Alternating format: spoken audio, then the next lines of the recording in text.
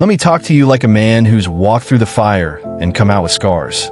I'm not here to entertain you. I'm here to wake you up. Life is not a rehearsal. The clock is running whether you notice it or not.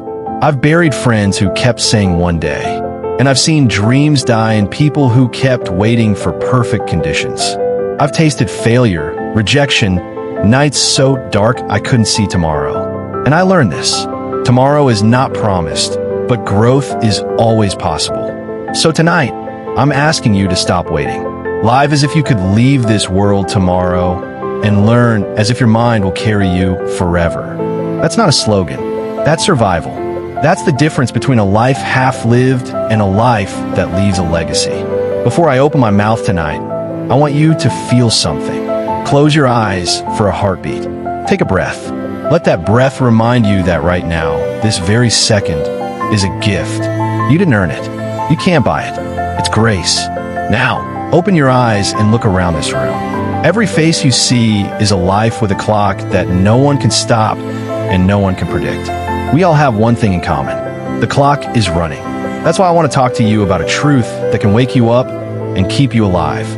Live as if you were to die tomorrow. Learn as if you were to live forever. Let that sink in. Live as if you were to die tomorrow. That's not a call to recklessness.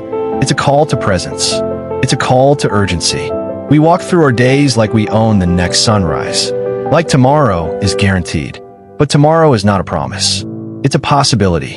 And when you understand that, you stop wasting time. You start saying what needs to be said.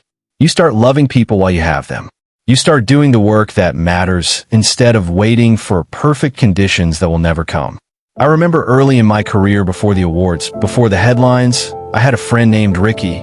Ricky was the kind of guy who always said, "One day I'm going to write that book. One day I'm going to take that trip. One day I'm going to start that business." He kept waiting for the perfect season, the perfect bank account, the perfect moment.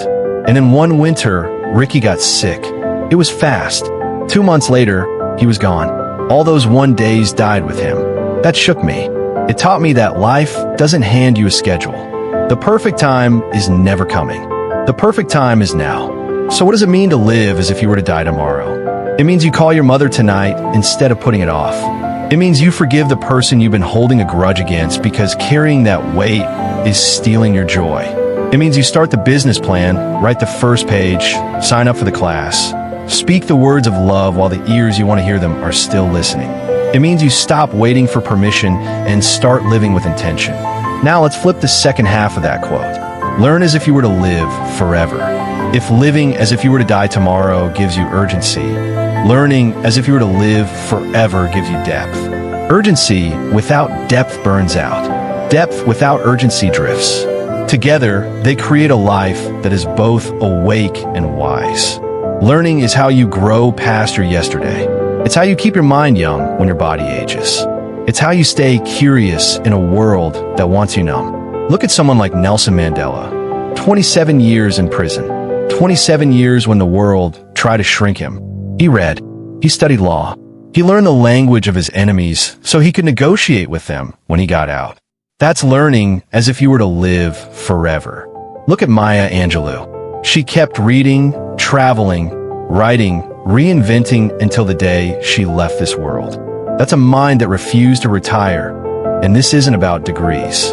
Don't tell yourself you're too old, or too young, or too busy. I know a man in his 70s who started learning to play the piano after his wife passed. Because music was her favorite language. He practices every morning. He says it keeps his mind alive and his heart connected to her. I know a single mother who takes one online class every night after her kids are asleep, building a future she can't yet see. That's lifelong learning. Now, let's get practical because inspiration without application is just noise. How do you live like you'll die tomorrow? Start by asking yourself tonight, if this were my last day, what unfinished words would I speak? What act of love would I give? What risk would I take? Don't wait for a grand gesture. Make a small move. Small moves change lives. How do you learn like you'll live forever? Build a daily habit. 10 minutes a day of reading a book that challenges you. 15 minutes of listening to a podcast that stretches your thinking. Write down one thing you learned today before you go to bed. Have one conversation each week with someone who knows something you don't. That's how you feed the mind. That's how you keep the spark alive. But let me warn you, both living and learning will demand something from you. Living fully means risking failure, risking rejection, risking discomfort. Learning deeply means admitting you don't know, letting go of pride, starting over again and again. And that's where most people quit. But hear me on this. The discomfort is the proof that you're alive. Growth never happens in the comfort zone. There was a time in my own life when I had to choose between staying safe and stepping into the unknown. I had a steady path. I could have stayed comfortable, but something inside me said, Denzel, if you were to die tomorrow, would you be proud of the life you settled for? That question scared me, and it saved me. It pushed me onto stages, into rooms, into risks that shaped the man I am today. And every success I've tasted came because I was willing to be a student again and again. I still read scripts like a student. I still ask questions like a beginner. I still sit in silence and let a book or a mentor teach me. Because if I stop learning, I stop living. Here's a method you can use. Each morning before you check your phone, write down 2 intentions. One for living, one for learning. For living, it might be, today I will tell my daughter I'm proud of her. Or today, I will start writing the first page of my book. For learning, it might be, today I will read 20 pages. Or today I will ask my coworker to teach me a skill I don't have. Then at night review, did you do it? This simple rhythm, intention and reflection will change the texture of your days. Let's talk about fear because fear is the enemy of both living and learning. Fear whispers, don't risk it. Don't speak up. Don't try. You might fail. You might look foolish. But listen carefully. Fear is a liar. Failure is not the enemy. Regret is. You can fail and try again. You can fall and get back up. But you cannot rewind a life you refuse to live. You cannot reclaim the years you refuse to learn. I've met people at the end of their lives. You know what they regret? Not the risks they took, not the times they fell on their face. They regret the words they didn't say, the books they didn't read, the chances they never took. Don't let that be your story. And don't forget this.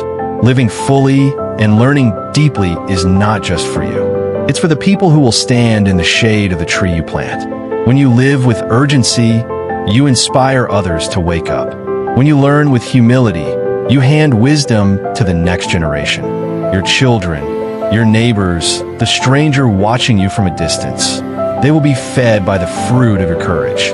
So tonight, as you leave this room, I want you to carry 2 truths like fire in your chest. Number 1, tomorrow is not guaranteed. Number 2, your mind has no expiration date.